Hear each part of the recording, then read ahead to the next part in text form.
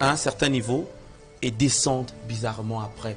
La déprime intervient. Il y en a qui plongent même vers le suicide, qui pensent au suicide et se suicident même. Comment ne pas rater son repositionnement? Comment ne pas passer à côté de son repositionnement? Un conseil, votre position ne définit pas votre identité. C'est votre identité qui qualifie la position. Si vous êtes dans la tête qu'un poste vous définit, une chose matérielle vous définit, il suffit qu'on vous la retire et vous perdez votre être, votre identité. Votre identité, c'est le reflet de Dieu. Dieu vous a créé pour lui ressembler, non pour occuper des positions fabriquées par les hommes, mais tant que vous avez confiance en Dieu, tant que vous vous collez en Dieu, il est impossible qu'un retrait de position vous fasse tanker. La dépression ne sera pas votre partage parce que vous vous accrochez à Christ et que vous gardez cette identité qui met en vous.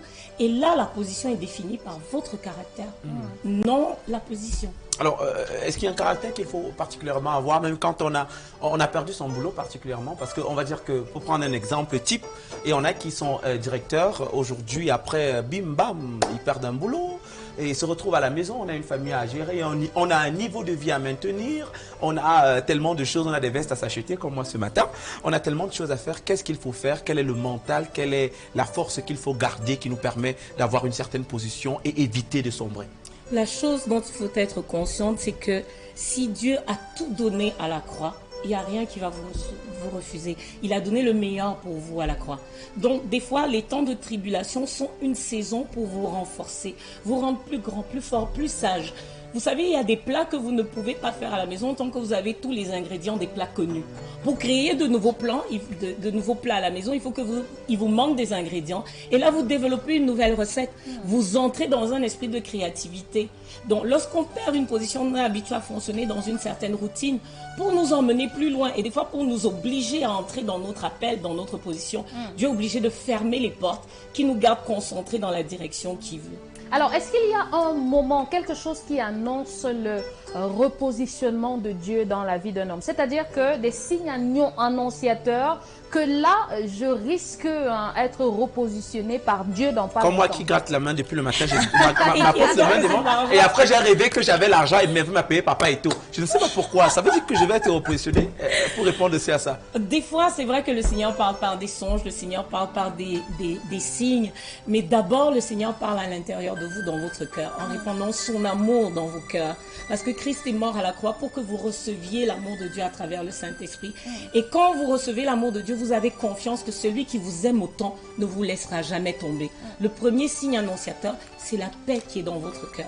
Sachant que ce chemin peut être très noir, mais je verrai la lumière au bout du tunnel. À toute personne qui vit qui a besoin d'un repositionnement, qui vit une chute, une démotion, une perte d'argent, une catastrophe, votre business est même mort.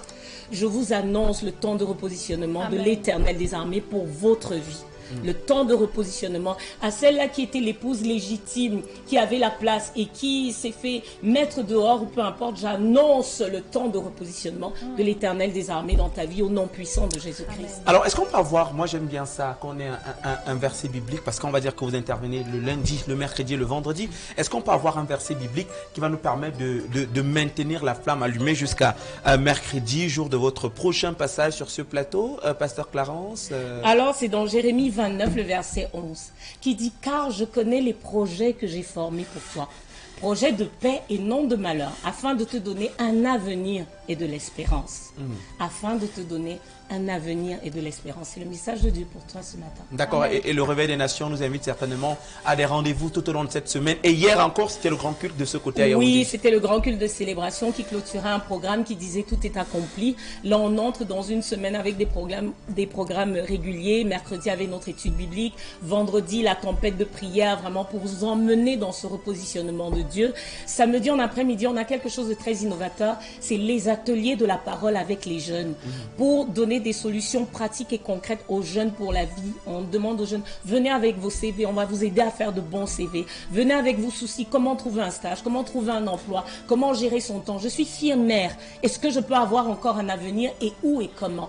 Alors ce sont les ateliers de la parole avec tous les jeunes de 18 à 35 ans. Vous êtes les bienvenus du nord, du sud, de l'est, de l'ouest du pays. Vous êtes les bienvenus et dimanche on clôture avec notre culte. D'accord, on prend quelques contacts pour le Réveil des Nations, tout en rappelant déjà qu'on vous retrouve sur les réseaux avec la page officielle Réveil des Nations Canada, Cameroun et Tchad, si je ne me trompe. Exactement, j'en profite pour saluer l'apôtre qui est entre Londres et Paris en train d'assister la jeunesse du Réveil des Nations.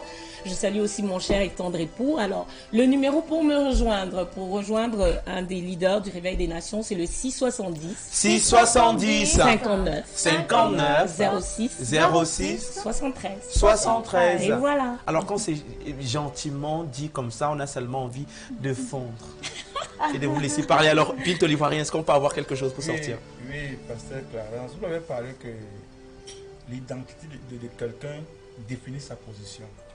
Il y a des gars qui nous agressent au quartier chaque fois. Parfois, on va les lyncher et les gars reviennent se repositionner. Que faire ces gars? C'est de savoir que Dieu a le dernier mot.